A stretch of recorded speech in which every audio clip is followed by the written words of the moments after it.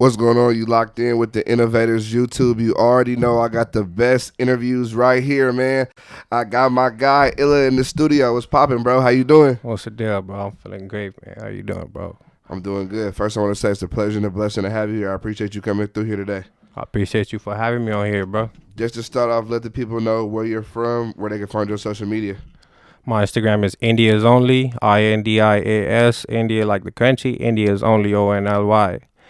I'm from India, New Delhi, India, but I grew up out here in Los Angeles, Southern California. At what age did you come to California? I came out here when I was 16, turning 17, but Cali was always kind of like home to me. Like when I was young, I came out here because my uncle used to stay out here. Even before you fully came here full time. Yeah, but it wasn't the same, you know? Like visiting was completely different than It'd be like 2 weeks, bro. I see like Santa Monica, you feel me? Like the pier, all that little you feel me? Like Getty Museum, like that. Tour, like all the tourists. Yeah, and go right back home. Yeah. With my little Hawaiian shirt, you feel me? What would you personally say it was and has been the biggest adjustment with moving out here? The culture, you know, just being Indian, you know, sticking to my roots, not changing, type of a thing, you know. How hard do you feel like that's been for you? Shit, it's been a process, bro. Cause you know, like growing, well, I wouldn't really say growing up, but like I feel like I transitioned into adulthood out here, you know. So transitioning into adulthood, like I did come across, like, you know, like what I call home is the city of Compton, even though I don't gangbang, you know.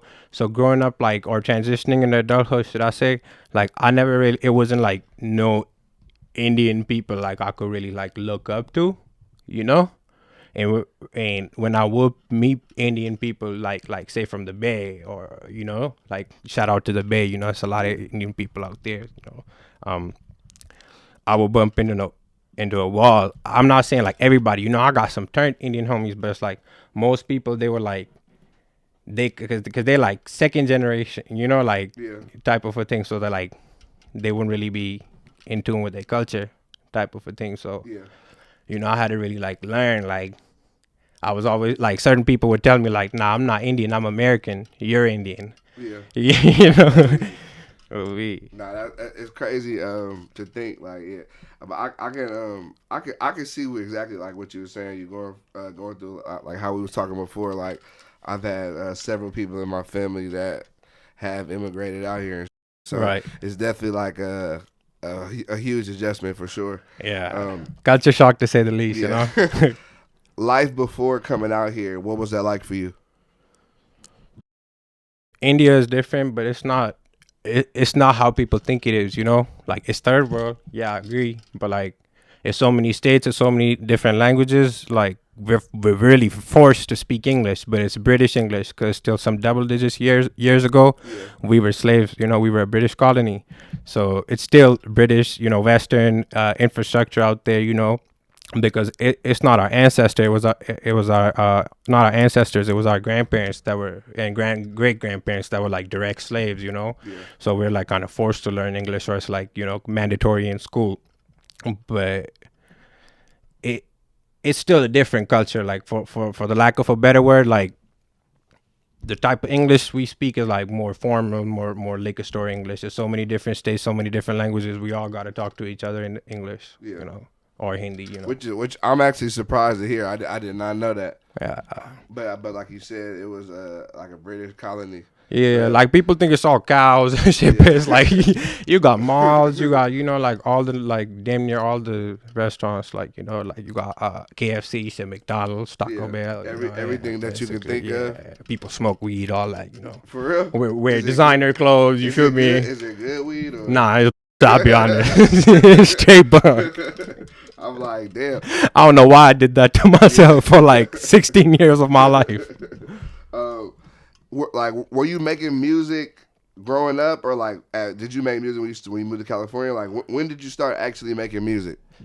I ain't gonna hold you. I experimented with making like hip hop music, but all my life I've been a musician. You know, shout out my mom. When I was a kid, like she always like encouraged me to play an instrument. So I started playing the bass. I picked up the guitar, and then I started rapping. I dropped some little music in India, but I didn't really see it going nowhere. So I still kept working on my skills, and then like, as time passed, I had to like basically like, how do I explain it? Like I had to move past the mentality of where I was at, Yeah.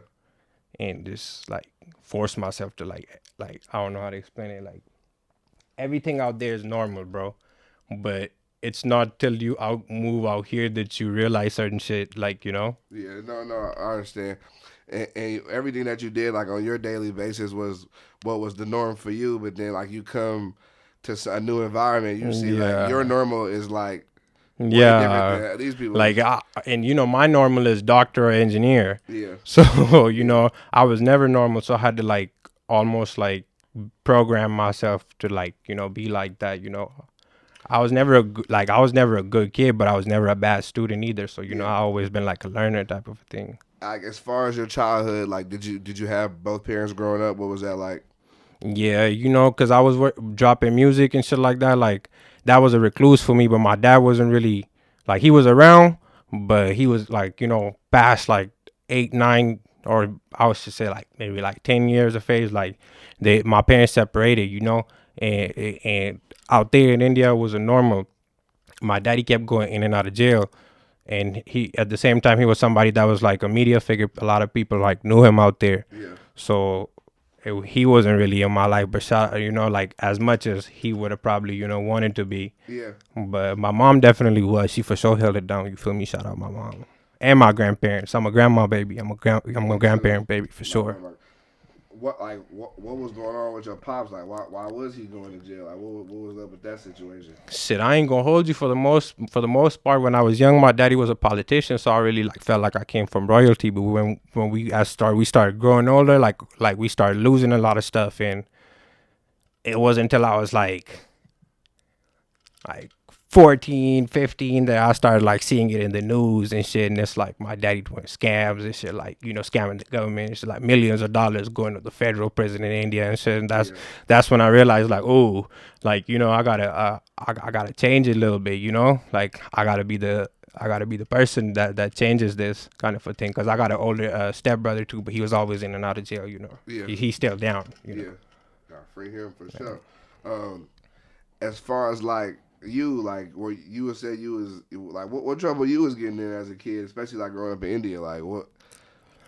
Shit, I don't really want to speak on it much, but it was just the usual shit. Like I would say, for the most part, you feel me, like just bad kid getting into fights and shit like that. You feel me, getting kicked out of schools and shit, smoking weed, little dumb shit like that. You feel me, like nothing too major, but like, I get feel me, I was just like dumb and just hot headed.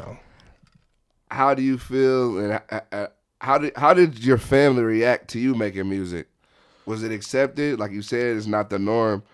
Like, did they accept that you want to be a rapper and be an artist, or was it looked down upon? What was that like? Shit, like because like the way it ended up, I grew up in like a middle class Indian family. We had everything, but we didn't really have everything, if that makes sense. Yeah. Like somewhere it was expected out of me that I had to like do better. In India, everybody's like super competitive. You grew up hearing so and so's grandson and so's son is doing this. What are you doing? Yeah. So I knew I had to do something extraordinary, but my family never like pushed me like, oh, you got to be a doctor or you got to be an engineer type of a thing, And that's where I feel like a lot of Indian people, they fall in that stereotype, So it's got to be somebody that's gonna break it. I'll say you're breaking it, but like you said, like you were a good kid in school and like your grades was never an issue. So it's not that you weren't a smart guy, because you were. Oh, me. I had to prove it to them though, like they didn't believe it. They wouldn't let me pursue music. It's not like they wouldn't let me, but like I didn't really have their blessings all the way. So I had to prove it to them. They told my mama told me that if because like the way I was getting kicked out of schools and this, that, third, like not kicked out, but just getting into trouble and just looked at like kind of like looked down at by everybody. My mom never really like thought I was a bright kid, So like she told me to prove her wrong. That's why, you feel me, I get my SATs and shit. I got into certain Ivy League schools, shit like that, you feel me? Well, I didn't go for them, but you know, it was just like to prove a point. What did you get into? So Yale, you know, that was one of the schools, you feel me? That was my first choice, so you feel me, it was cool. You know? But did you end up going there, or you didn't end up going Nah, there? I didn't. I ended up going to the Musicians Institute. You feel me? They offered me a great plan. You feel me? And at the end of the day, I wanted to do music. I knew I was going to do that. You feel me? It was just a matter of time. I told my mom, like, look, you know, I just kind of proved it to you. You know, I could do this. I don't want to go to no crazy. You feel me? Like $200,000 a year school anyway. You feel me? Right at that point, you feel me? I felt like that wasn't really the idea. You feel me? Ain't nothing wrong with it, but you feel me? At that point, I just wanted to do music. You know? Yeah. Did you ever, or have you ever regretted that decision, or never? Shit, I thought about it a few times. You feel me? But it made me realize like I'm the only one that's putting on for my people like that. You know? Everybody else is trying to be somebody they not. So shit, somebody got to do it, like I said, you know. So that's really, I feel like somewhere it's my purpose, and I do it for my bro Sosa. You feel me? Yeah. Long live my boy Sosa. Joseph Fomby, he passed away last year. You feel me? Yeah. I do it for bro. So sometimes when I'm down and out, I gotta remind myself. You feel me? My bro gone, and the only thing he wanted me to do was like the right thing. So you know, that's what he wanted me to do. I'm here doing it. How did y'all two meet? Like, what was y'all relationship? So that was one of the first people, like, shout out, bro, for real. That was one of the first people that put clothes on my back. Shout out my boy Neil. Shout out, you know, like, my boy Sosa was really one of the people that put clothes on my back to carry me. Like, that was, like, really my big bro. He taught me, like, certain, you know, he got me hip to English and certain shit like that. Like, not, I wouldn't say like that, but, like, more of the slang, you know? Yeah. And we, like, he would, you know, he'll buy me like forces and shit like that, little shit like that, or give me like, well, really hand me downs and shit like that, and be like, here, you know, and just navigate, help me navigate, you know, just I appreciate bro, you know, and I met bro through some common friends, and bro was a skateboarder, but he was also in the streets, you feel me? So he saw that I was going through a lot. I was from a different country, but he also fucked with the fact I was a musician doing my own thing. I was from India, stuff like that. So we clicked instantly like that. You know? Nah, I got you. And everybody can see the chain shining, and that you got his name nice and big, so everybody can see. Man, I'm doing it up for him, man. And it's not even no competition. It don't matter. No, I appreciate anybody that's doing anything for him. I'm just doing what I could do for him, you know? Yeah. I got you on that for sure. Can you talk more about like coming to LA and like adjusting to that? Like you said, you was growing up in Compton. You said you're not involved in no politics, but you already know that it's an area that do got a lot of politics. So how are you adjusting to that? I mean, shit. The way I look at it, I live damn near everywhere in LA. You know, I lived in Hollywood, North Hollywood, San Fernando Valley, downtown San Gabriel Valley, San Pedro, Compton, Inglewood, Lawndale, Gardena, Hawthorne, you feel me? South Central, you name it, you know? Yeah.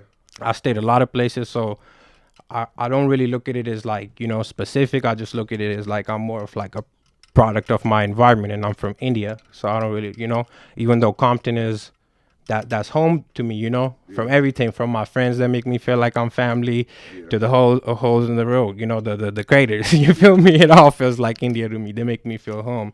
But yeah, still at the end of the day, I'm from India, and that's what I put on for. I put on for India, you know.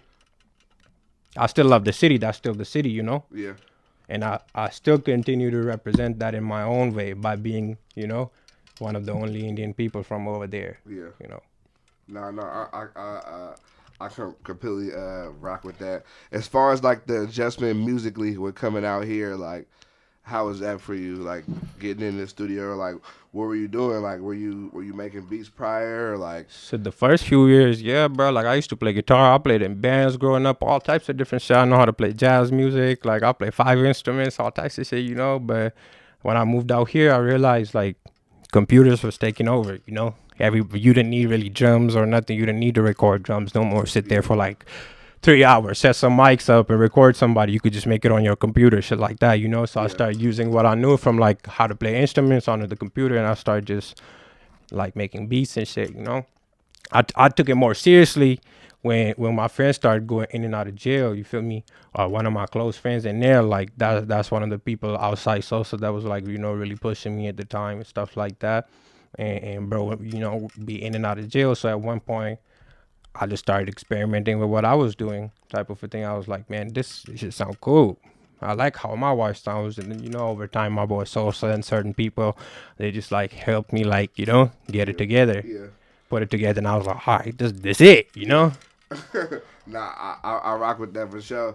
We do gotta talk about it. So you went viral for doing a video at 7-Eleven. Like everybody was seeing that. That was everywhere.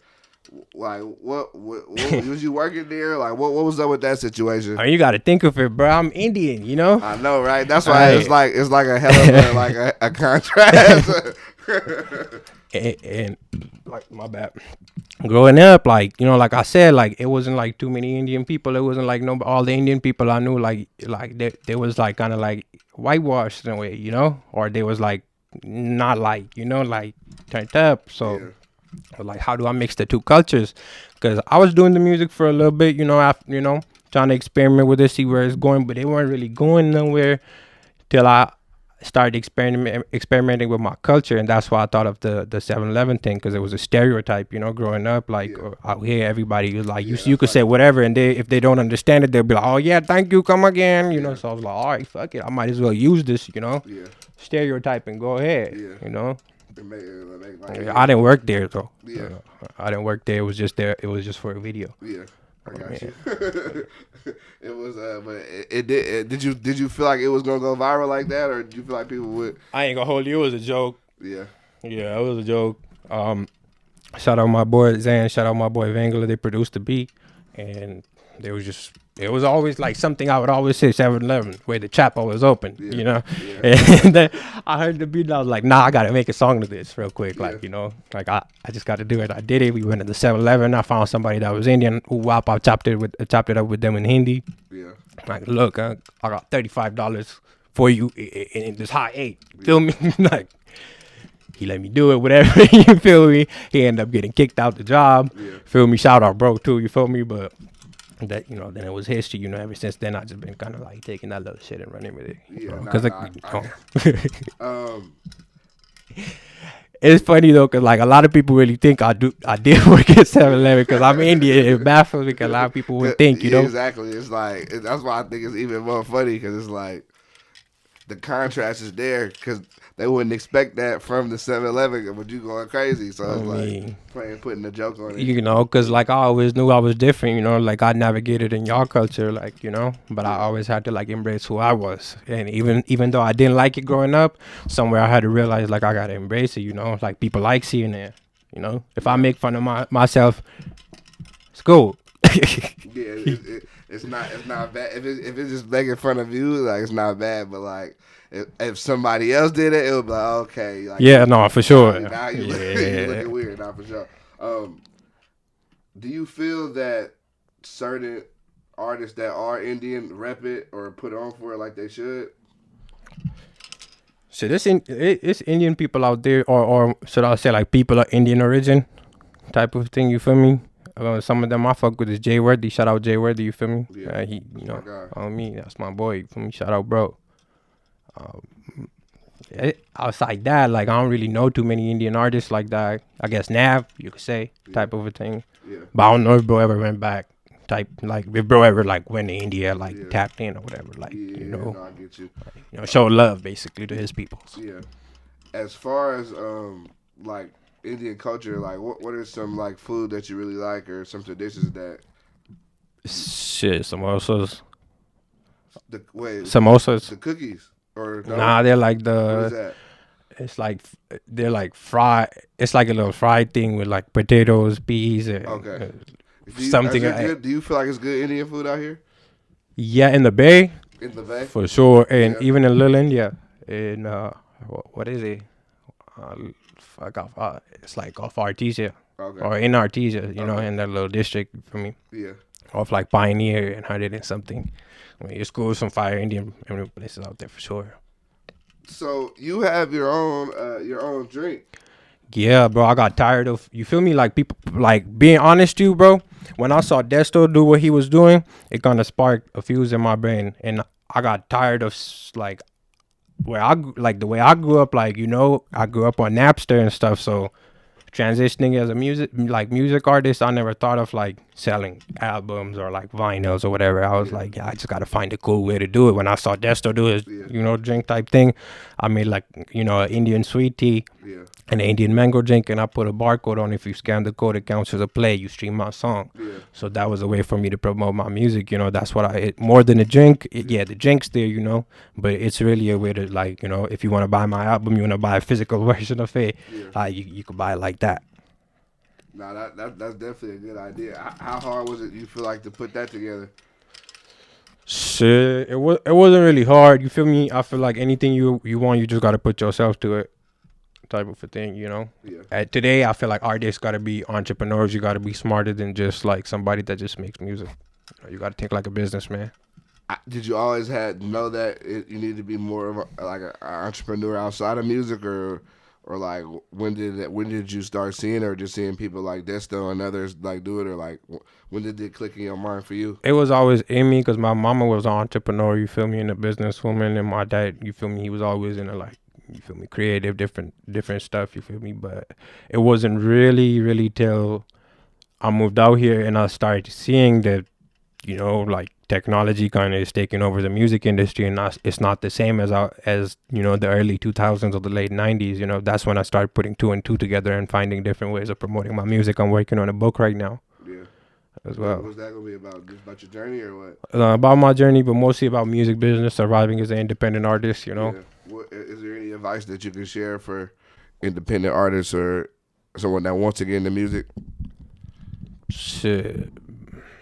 Just find your own lane, really, and build on it. I know it's better, like it's better done than said, of course, and nobody wants to hear it, but like that's really the truth. I was trying to be somebody I wasn't the whole time because I was transitioning into this culture and I was just learning. It wasn't until I figured out who I really was and what I really stand for and who I really am to embrace it and figure it out, push it out like that.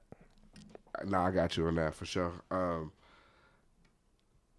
How do people feel about, or how do Indian people feel about saying nigga? Is that like accepted? Is not accepted? I ain't gonna lie. Most of the times, anybody that corrected me on saying it was not black. For real? Yeah. But I can understand it. You feel me?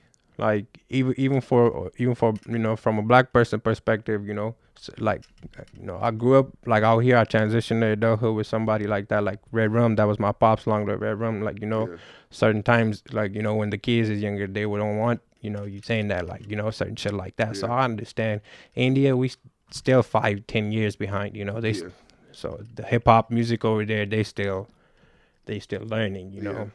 I felt like I kind of like started a wave over there, and it's, even though I don't get my credit, it's slowly building, but it's not over there where they feel culturally appropriate to like tell me if I could say it or not, or even say it. But I ain't gonna lie, like I feel like certain people definitely, I know they feel against it, and I can understand that. At the end of the day, bro, I'm an artist, I'm a musician. This is like a canvas I painted. This is my life. This is how I feel in the moment. If I'm feeling like that, I just say it on the mic. Sound cool. It's my life. Sometimes it is, sometimes it isn't. But it's my music. So that's why I'm an independent artist with creative control. Type of a thing.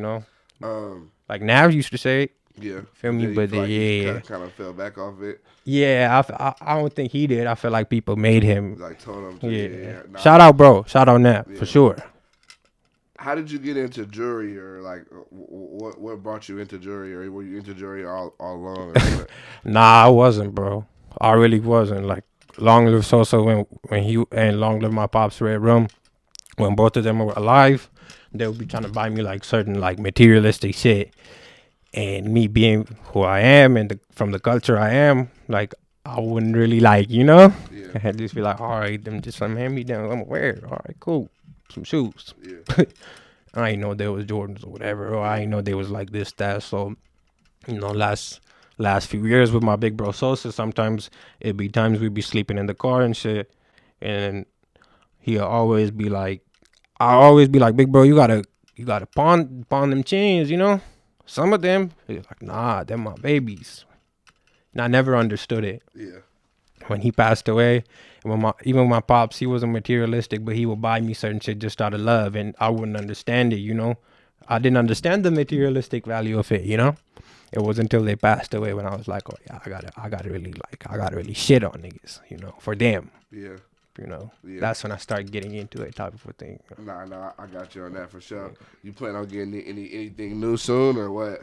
So I might get another Sosa piece and another India piece, Yeah. type of shit. But you feel me? I'm really focused on the music. That's what it's really about, you know. How did you come up with your name? What, ILLAH or India's Only? Both. Shit, India's Only was like a champagne poppy type of thing. That was my producer tag. Yeah. That was my producer name. And then, shit, that's how I really felt. I was the only Indian, you know. Yeah. I took that shit all the way. You feel me? Yeah. And then ILLAH was just like, it was some shit like I used to hit up when I was a kid. Like it just meant like killer, but like with like an A-H and without the I, without the K, you know. Yeah. Just some little shit, and I just went with it, you know. Yeah. Shout out my boy Javon when I was younger. He was like, you know, you should go with that, bro. Type of thing. So I'm like, fuck it, it's my name. If somebody never heard a song from you, which song would you tell them to listen to? Shit, Blessed. It's out now. I got a song called Long Live Sosa, LLSOSA. You could go check that out. And I got a song called Thames Freestyle. You could go check that out. And shit, 7-Eleven. You could go check that out. Yeah. You have worked with Bris. What was that like? Yeah. Shit, my boy Two Story Sean, he put me on a song with Bris. That was his cousin, you feel me? So we did like 2-3 songs like that. Shout out my boy AP on the keys. That was, you feel me? They made that happen. Long live Bris, you feel me? Definitely a cool individual. Shout out True Story Sean, like I said, you feel me? We gonna keep it going. We gonna keep it pushing the right way. Yeah. No, I thought that was tight. I wasn't expecting that. I thought that was pretty tight. As far as like what's coming soon with the music, what can the people expect? Shit, I got a few producer tapes on the way. I got a tape with my boy Made by Villain. I got a tape with my boy Zanzan. I got a tape with my boy Vangala. I got the Indian nigga tape coming out. That comes out next month. And we just been working on that, bro. Honestly, you know, there's lots of music shit, but more visuals, more content, more about my life, you know, stuff like that. Yeah. Is there any like crazy life experience you could share with me that you've had? Shit, I ain't gonna take no names, but I almost died walking to the liquor store once. You know, somebody that ended up being my really, really cool friend later.